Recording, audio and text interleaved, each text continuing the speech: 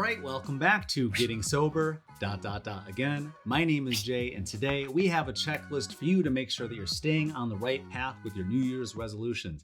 If you haven't yet, don't forget to give this video a thumbs up, and before the video is over, you have about 8 minutes or so, don't forget to comment below and let us know how you're doing in these first few days of the new year. All right, let's get started.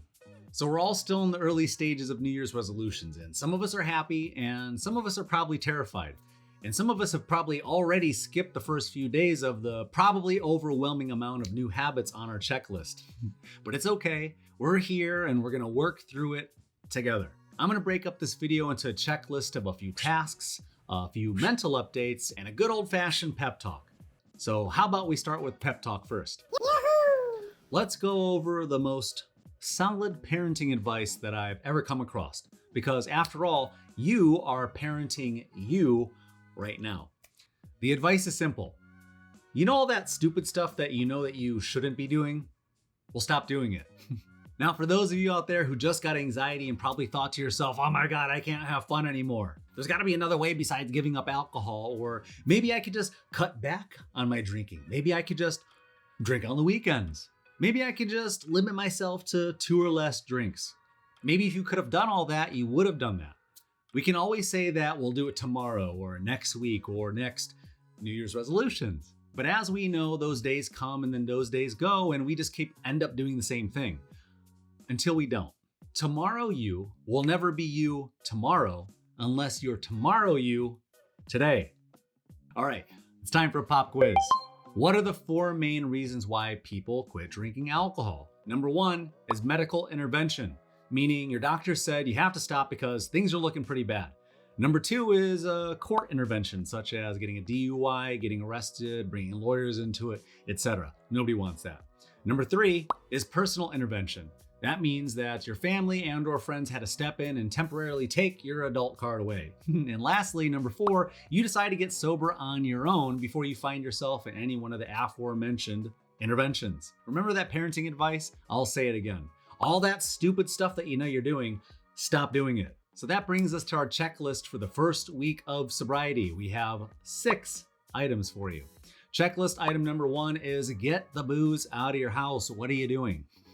Keeping booze in your house when you're trying to get sober is like keeping a photo of your ex as the background on your phone while you're in a new relationship. Get rid of it and delete their phone number 2 while you're at it. You know who you are. Checklist item number 2 is cancel plans that may cause injury to your sobriety progress. Yes, injury.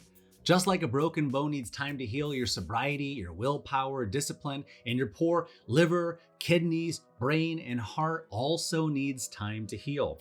Think about it. If you just ripped ligaments in your knee saying skiing, would you be asking things to your doctor like, well, how soon can I go skiing again? The question would be more along the lines of, well, when can I walk normally again? It's gonna take some time for you to start walking sober again, to hold your head up high, to have the strength to just walk past the wine aisle at the grocery store or the beer cave at the gas station. Work on healing you first before worrying about when you can go back to poisoning yourself, again. Alcohol will still be there, don't worry. Your drunk friends will probably still be drunk, so don't worry about them for now. The liquor store, the bar, and all those bartenders over the year who you tipped thousands of dollars to and didn't even send you a Christmas card will all still be there. Don't worry. Checklist item number 3 is replacement activities. Don't get caught asking yourself, well, what am I supposed to do now? Have a plan. Whether it be reading a book, exercising, going for a walk, meal prepping, cleaning out the fridge, I'm sure there's a lot left over from last year's to-do list, am I right? Preferably, look for replacement activities that you don't associate with alcohol. Remember, alcohol is your toxic ex that you don't want to be with anymore. So stop looking to do activities and hanging out with people, places, and things that are going to remind you of your toxic ex, alcohol. Checklist item number 4. Your body is rebuilding. So what do you need? Give it the proper food, water, supplements, and the information that it needs to make sure that as you come out of the other end of this life improvement journey, that the transition is something that you're going to be proud of. This is your sobriety montage. Make it one that you'd want to watch in the movie of your own life. Checklist item number 5. Your sleep's probably going to be off. But what are the other contributing factors to your sleep being off? Are you scrolling through your phone the last hours before bed? Over 50% of people say that they check their phones before bed, and 93% of millennials admit to using their phones in bed.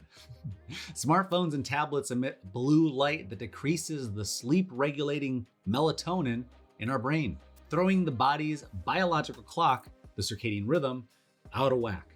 Is it TV, internet, social media? Are you having personal issues, family issues, work issues? Is it too much sugar, too much caffeine? Is it lack of exercise or proper diet that's possibly also throwing your sleep off? I know personally that if I take melatonin at, say, 11 o'clock at night, I'm gonna wake up like clockwork at about 3 a.m. Results are gonna vary for each and every one of us. Repeat after me. I am practically an expert at self-sabotage. Most of us, not so secretly, don't really want to give up drinking. I always used to say that I did everything to quit drinking except for quit drinking. And it would be highly predictable of you to let a minor inconvenience like irregular sleep be enough reason to quitting alcohol. When we go from daily drinking to no drinking, your body is used to constantly having a depressant in its system. And now that you're not systematically poisoning yourself on a daily basis, your body's gonna be a little bit out of whack. You're probably gonna have a little bit more and a little bit less energy at unwanted times. But that's okay.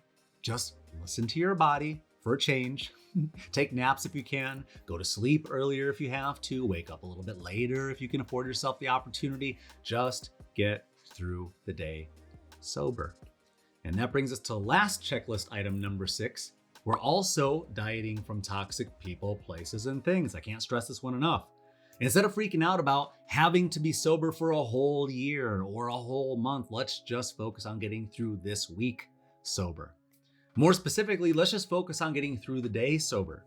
Don't compare the high of daily intoxication to the highs of daily life. That's not fair. That's like comparing the partner that you're in a very real relationship with to the cover model that you're often fantasizing about. And if you want to be fair, then you need to be fair about reality and expectations. Consider maybe joining a sobriety group. And know that the community that you currently have at your disposal, including your friends, family, and coworkers, probably have a cast of characters that don't have your best of intentions in mind, especially not your drinking or game day buddies. You could go the traditional AA route and look up a local meeting near you on their website, which are typically held on Saturday evenings, or you could download the I Am Sober app and join an online chat room from the comfort of your own home.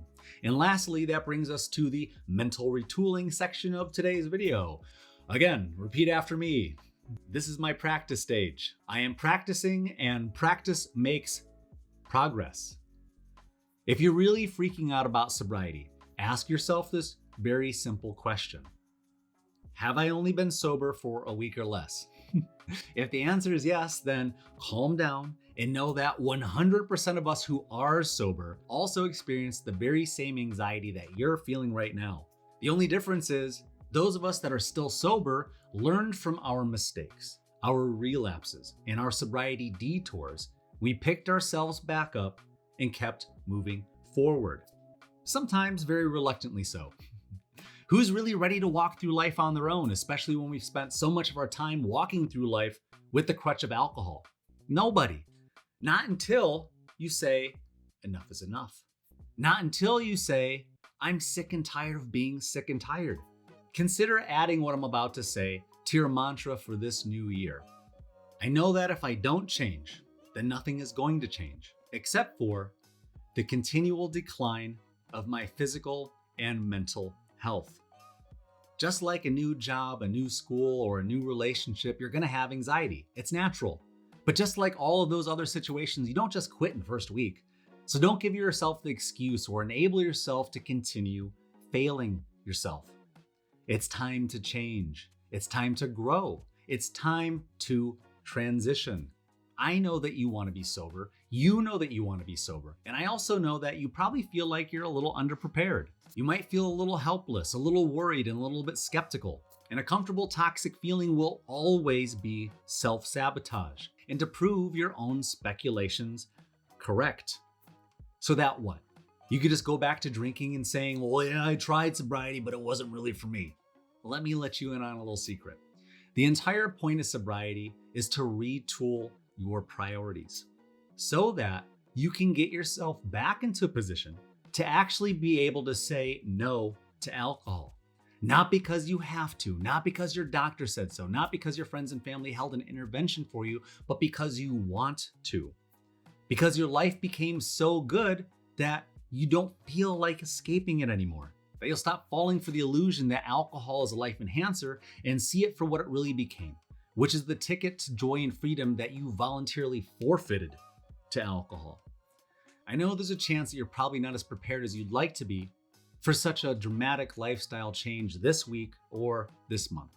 So practice positivity, be patient with yourself, and take the pressure off by using this month as practice. Think about your favorite athletes for a minute. To become a professional athlete, what did they have to do?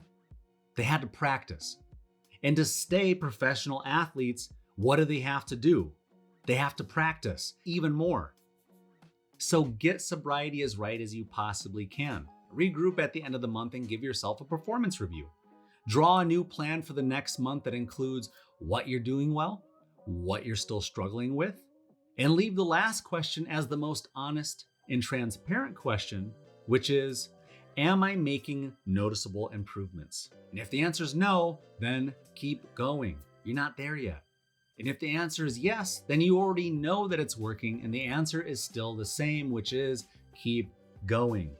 If you like today's message, how about giving it one of these? And don't forget to leave a message in the comment section down below. Let us know how you're doing. Let us know how your new year is so far and what you have planned for it, what you're looking forward to, what your reservations and hesitations are, all that good stuff. And with that, I want to wish you good luck on your self-improvement journey, and I will see you in the next video. If you want to see another one of our videos, click here.